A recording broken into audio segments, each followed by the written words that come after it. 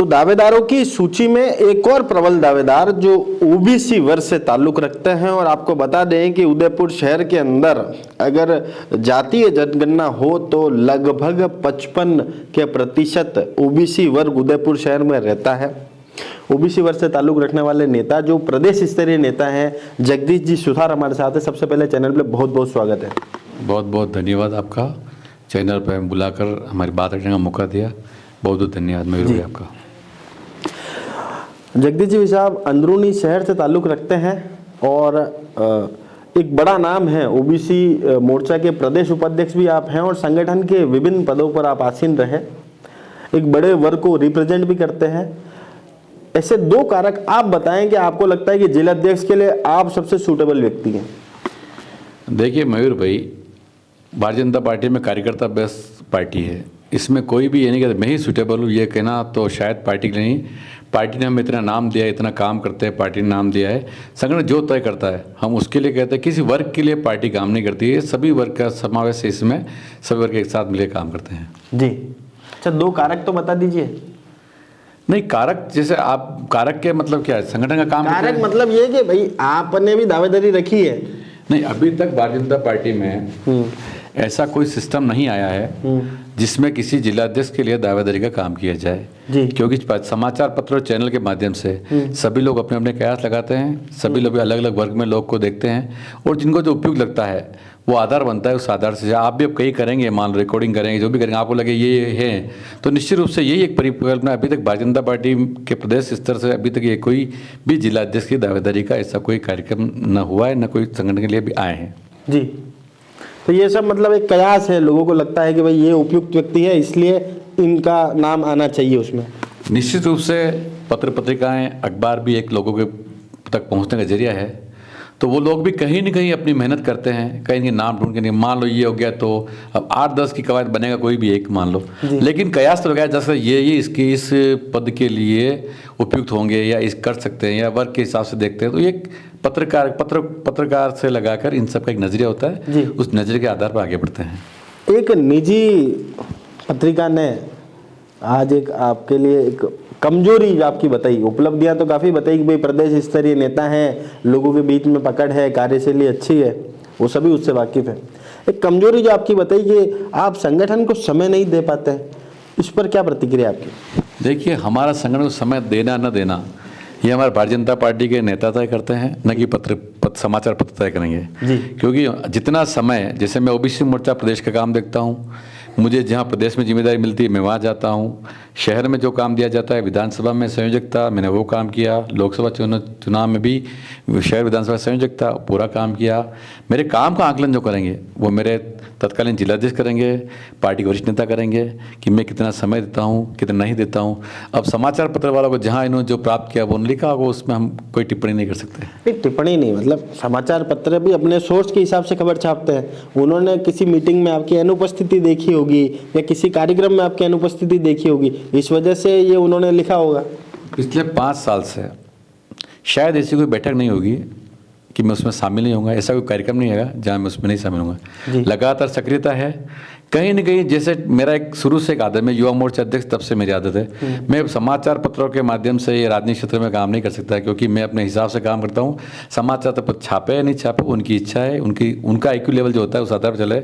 बहुत से लोग होते हैं समाचार पत्रों के माध्यम से राजनीतिक क्षेत्र में काम करते हैं, अधिकांश उनको जो भी करते हैं, लेकिन मेरा ऐसा नजरिया है कि पार्टी जो काम देगी वो पूरी निष्ठा ईमान से करता हूँ बस जी। अच्छा, युवा मोर्चा जिलाध्यक्ष होने का कितना फायदा मिलता है और क्या लगता है कि जो जिलाध्यक्ष की आपकी कार्यशैली थी, क्या उसको बेस बनाकर पार्टी इस समय जिलाध्यक्ष के लिए आपको उपयुक्त मानेगी? देखिए, राजनीतिक जो घटनाक्रम शुरू से चलता है, मैं सबसे पहले वार्ड में मंत्री था, वार्ड मंत्री युवा मोर्चा का जी। फिर उसके बाद मैं मंडल में युवा मोर्चा मंत्री बना, फिर मंडल का उपाध्यक्ष रहा, फिर मैं जिले में 2 बार उपाध्यक्ष रहा। फिर पार्टी ने मुझे देखा होगा कि काम कर सकता है क्षेत्र में, तो मुझे शहर जिला का दायित्व दिया। निश्चित रूप से मैंने अपने कार्यकाल में जितना हो सका सर्वश्रेष्ठ काम करने की पूरी प्रयास किया था। मतलब काम करने मतलब ये नहीं कि मैं ही काम किया हूँ, पार्टी के प्रत्येक वो कार्यकर्ता काम करता है जो बूथ लेवल तक अपना काम करता है। सिर्फ एक जिलाध्यक्ष ही काम नहीं करता है, उसकी पूरी टीम काम करती, टीम के आधार पर नाम खड़ा होता है। और संगठन है, भारतीय जनता पार्टी कार्यकर्ताओं की पार्टी है, तो उस आधार पर हमने काम किया। फिर मुझे प्रदेश ने ओबीसी मोर्चा में उपाध्यक्ष बनाया, फिर प्रदेश महामंत्री बनाया। निश्चित रूप से अलग अलग जो संगठन के काम आए, तिरंगा यात्रा थी उसमें मुझे संभाग संयोजक था, प्रशिक्षण शिविर लगते हैं संगठन की दृष्टि से, उसमें मुझे संभाग संयोजक बनाया। इस प्रकार समय समय पर जो भारतीय जनता पार्टी ने प्रदेश ने मुझे दायित्व दिया है उसका मैंने पूरा का पूरा ईमानदारी के निर्वहन करने का प्रयास किया है। अब वो नंबर देना या उसमें आकलन करना ये प्रदेश के और शहर जिला के नेताओं का काम है। जी, अच्छा एक बात बताएं कि उदयपुर शहर की जब बात करते हैं तो हमेशा जिलाध्यक्ष जो बनते हैं आपकी पार्टी से या विधायक जो बनते हैं वो हमेशा सिक्के के दो पहलू, जैन या ब्राह्मण, इन्हीं को मौका मिलता है। हमेशा ओबीसी को एक कॉम्प्लीमेंट्री रखा जाता है कि भाई इन दोनों में कहीं तालमेल नहीं बैठा तो इनको मौका दे देंगे। इस बात से कितने सहमत हैं और असहमत है तो क्यों? नहीं, मैं इस बात से कतई सहमत नहीं हूँ कि भारतीय जनता पार्टी से सोचती है। जब युवा मोर्चा का मेरा समय था तब मुझे ओबीसी युवा मोर्चा जिला बनाया था, मेरे पहले मनोहर चौधरी को बनाया था, उससे पहले अभी अपन शहर भाजपा की बात कर रहे हैं। मतलब ये अभी तक भारतीय, ये बात सही है, अभी तक भारतीय जनता पार्टी में शहर जिला में ओबीसी का जिला नहीं बनाया है।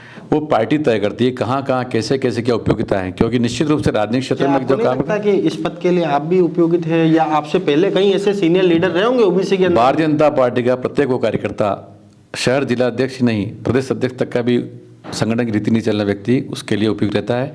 आज एक जीता जाता उदाहरण 2023 में आपको मिला, जब पहली बार चुनाव लड़ने वाला कार्यकर्ता हमारे भजन लाल जी प्रदेश के मुख्यमंत्री में अच्छा काम कर रहे हैं।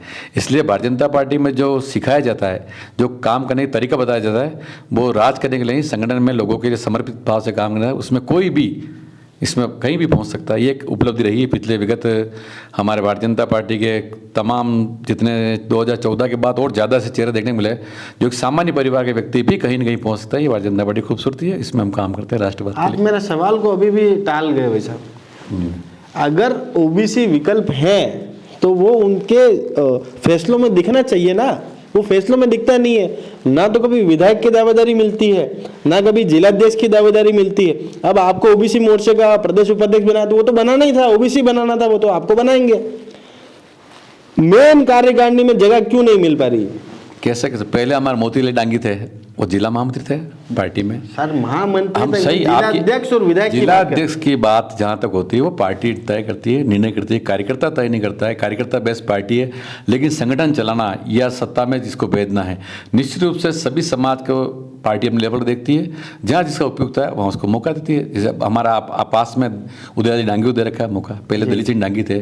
निश्चित रूप से संगठन में भी इस प्रकार की सोच है, कहीं मौका सबको मिलता है, सभी ज़्यादा काम करता है। जी, तो हमारी विशेष मुलाकात थी जगदीश जी सुथार से, जिन्होंने स्पष्ट ये करा कि भाई पार्टी अगर मौका देगी तो जरूर कार्य करेंगे, और सिर्फ मैं ही नहीं, मेरे जैसे कई ऐसे कार्यकर्ता हैं जिन्हें पार्टी मौका दे सकती है। और साथ ही में बिल्कुल स्पष्ट तौर पे कहा है कि ओबीसी को बार बार मौका न मिलने के सवाल पर इन्होंने कहा कि ऐसा कुछ नहीं है, पार्टी जिसको उपयुक्त समझती है उसे हर बार मौका मिलता है। और एक उदाहरण देके इन्होंने बताया कि भाई प्रदेश के अंदर जो मुख्यमंत्री हैं उनको भी पार्टी ने मौका दिया बिना किसी ज्यादा अनुभव के, ना तो कभी मंत्री रहे ना कुछ रहे, सीधे उन्हें मुख्यमंत्री बनाया, तो पार्टी कभी भी मौका दे सकती है। तो इसलिए जितने भी दावेदार हैं टेंशन ना लें, मौका कभी भी मिल सकता है।